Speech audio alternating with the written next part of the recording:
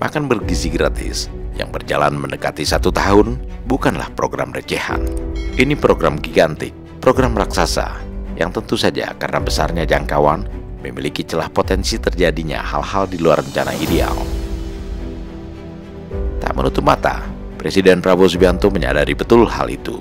Dalam forum Forbes Global CEO Conference 2025 yang digelar di Jakarta Selasa 15 Oktober lalu, Prabowo menegaskan komitmen pemerintah dalam menjaga keamanan dan transparansi pelaksanaan program MBG.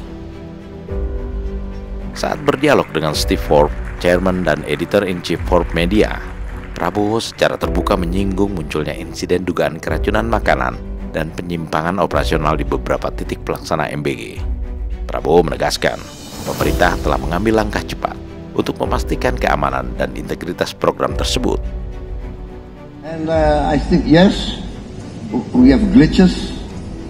I think we had food poisoning, but when we counted the number of meals we gave out, the statistic is as 0.0007, which I think is not, even one poisoning is not acceptable. But I think in any human endeavor to have a zero defect or zero accident or zero mistake, I think is very rare in human endeavor. In my opinion, I don't make an excuse. We are determined to make it as near to zero as possible.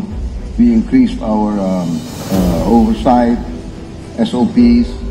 We are now buying new equipment, filters for the water, test kits for the food, modern equipment to heat the water, to heat the trays that are being so we are putting it trying to increase all the oversight. Tak ingin setengah-setengah, Prabowo memastikan pihak yang terbukti lalai atau menyimpang dalam pelaksanaan MBG akan ditindak tegas, sebab ini program untuk kepentingan anak-anak bangsa.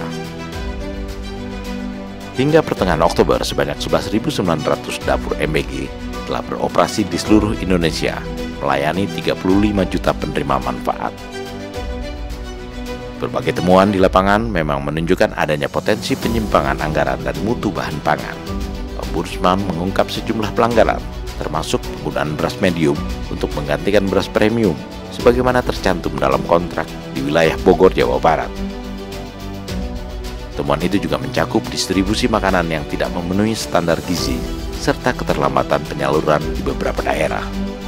Hasil kajian Ombudsman ini, kesimpulannya terdapat 8 masalah utama dalam penyelenggaraan program makan bergizi gratis. Pertama adalah kesenjangan yang lebar antara target dan realisasi capaian. Kedua adalah maraknya kasus keracunan massal yang terjadi di berbagai daerah. Ketiga, permasalahan dalam penetapan mitra yayasan dan SPPK yang belum transparan dan rawan konflik kepentingan. Keempat, keterbatasan dan penataan sumber daya manusia termasuk keterlambatan honorarium serta beban kerja guru dan relawan. Kelima, ketidaksesuaian mutu bahan baku akibat belum adanya standar acceptance quality limit yang tegas. Keenam, penerapan standar pengolahan makanan yang belum konsisten. Ketujuh, distribusi makanan yang belum tertib dan masih membebani guru di sekolah. Dan kedelapan, sistem pengawasan yang belum terintegrasi, masih bersifat reaktif dan belum sepenuhnya berbasiskan data. Selain itu, Komisi Pemberantasan Korupsi juga menerima laporan adanya dugaan pemotongan anggaran makanan dari Rp10.000 menjadi Rp8.000 per porsi di sejumlah daerah. Pada akhirnya, Prabowo tak sekedar membanggakan pencapaian, tapi juga berani mengakui rintangan dan memperlihatkan langkah nyata memperbaikinya. Niat hanya satu, membawa rakyat negeri ini sejahtera.